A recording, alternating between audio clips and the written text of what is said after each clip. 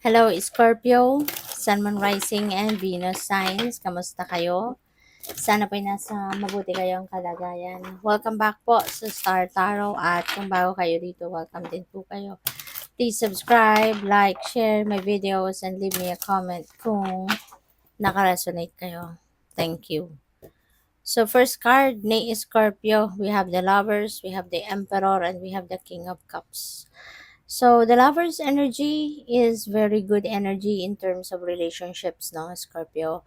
Kaya kung kunyari, single pa kayo sa ngayon, baka this time magkaroon na kayo ng jowa. Baka ngayon, ma-meet mo na yung person mo, ma-meet mo na yung potential na maging boyfriend mo or girlfriend mo, yung ganon. At kung meron na din naman kayong karelasyon, maybe meron ng pagle-level up din ang inyong commitment sa ngayon. So baka meron dito magpo-propose for marriage or po pwedeng meron na talagang mga nakaschedule na kasalan, no? Possible din, no, na this could be self-love. Po pwedeng you will be more focused as well on loving yourself, taking good care of yourself, yung ganon, no? So good luck. We have the Emperor. Emperor is a person of authority. Po pwede na ang iba sa inyo rito is a leader. Maaring baka nandun na kayo sa point na nasa seat of power na kayo or baka promotion din ito. Ano? Baka mapopromote pa lang ang iba sa inyo into a leadership role. Baka magiging manager pa lang kayo. Baka magiging supervisor pa lang kayo. Yung ganon. No?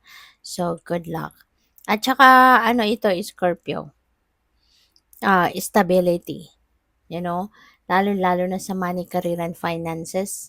Baka ngayon, established na kayo sa inyong kaperahang aspeto, trabaho, ganyan, or negosyo. Or um, probably magiging established pa lang kayo. 'Di ba? Or magi-established pa lang kayo. Pwedeng magle-lay pa lang kayo ng solid foundation, no? Magle-lay pa lang kayo ng solid foundation sa inyong estado, no, pangkaperahan. So baka ngayon pa lang kayo magsisimula ng pag-iipon, baka magsisimula pa lang kayo ngayon kunyari na mag-put up ng isang business, or maaring magsisimula pa lang kayo ng permanent position sa trabaho, 'di ba? Yung magkakaroon na kayo ng um, konkretong pagkukuhanan ng inyong kaperahan, yung mga ganun, no? So we have King of Cups. Si King of Cups, ano to? Um, someone na very calm, someone na emotionally matured, emotionally balanced, very faithful, friendly, 'di ba? Wise, very caring, very compassionate. So maaring you are going to be embodying this energy, 'di ba? Or maaaring you are going to be dealing with a person na katulad, no, na may katangian na katulad ng mga na-mention ko rito. Kaya good luck sa'yo. Okay? Tignan natin kung ano pa ang ganap for Scorpio.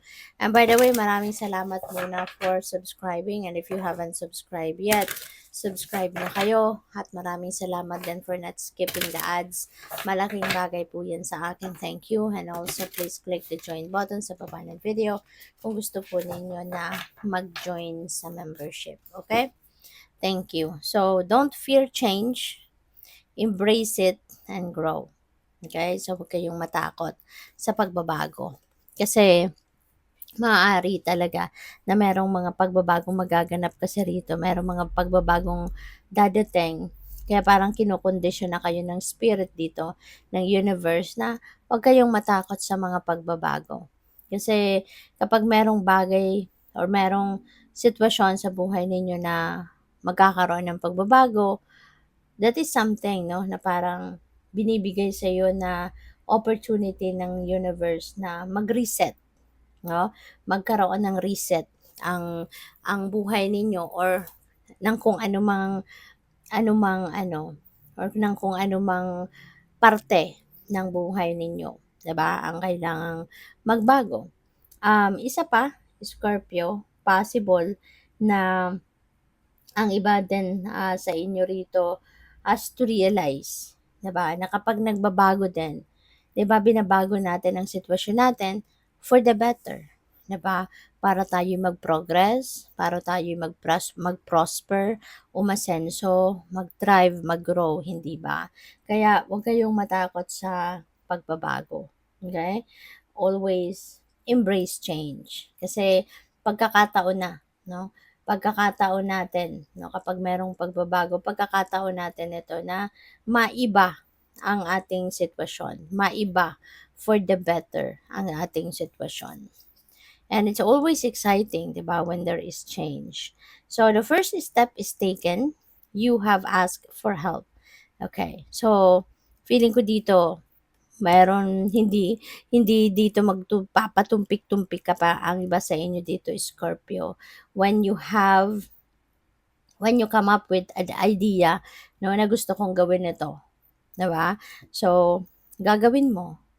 Okay? Sisimulan mo ng gawin. And aware din kayo, no? It feels like to me that aware din ang karamihan sa inyo na whenever you feel like you need help, hindi kayo magdadalawang isip din na humingi ng tulong, which is really good, which is really a beautiful uh, realization kasi lahat naman tayo entitled tayo for help. Lahat tayo, we are all entitled for us to ask for help. Kasi kaya nga may kasabihan na no man is an island, 'di ba?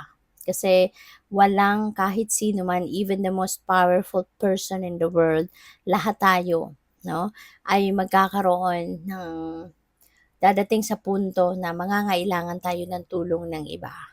Kaya huwag kayong mahihiyang humingi ng tulong or huwag kayong mahihiyang tumanggap din ng tulong, no, from other people.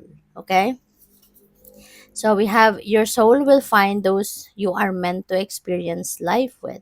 Yeah. No, so siguro kasi dadalhin tayo ng universe or dadalhin sa atin, sa buhay natin ng divine universe, yung mga tao na nakakailanganin natin sa buhay natin, 'di ba? Kaya nga may mga bagay na kunyari pinagdadasal natin, 'di ba? We are asking for help from the divine na gusto ko ng ganito, tulungan mo po ako, 'di ba? Nagdadasal tayo and may mga dasal tayo na ang tagal ng sagot, 'di ba? Ang tagal ibigay kung ano man ang hinihingi natin. It's because the divine is still aligning people, aligning circumstances, aligning things, opportunities, 'di ba? Inaano pa niya 'yan, ina-arrange pa niya 'yan, 'no, para nakapaghanda na ang lahat, naka-align na ang lahat, 'di ba? Diyan na ibibigay na, ibababa na sa'yo kung ano man ang hinihingi mo.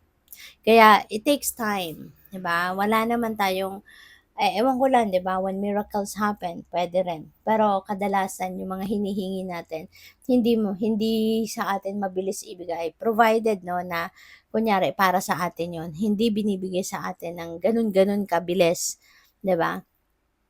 Kasi inaayos pa ng universe 'no, yung mga kakailanganin natin, mga tao, pera, resources, lahat ng kung anong kakailanganin natin. Kaya, ah the divine will put, no, those people, our soul tribe, our soul family, kung yun ang kailangan natin, yung soul family natin, sa kung anumang bagay na ang kailangan nating gawin.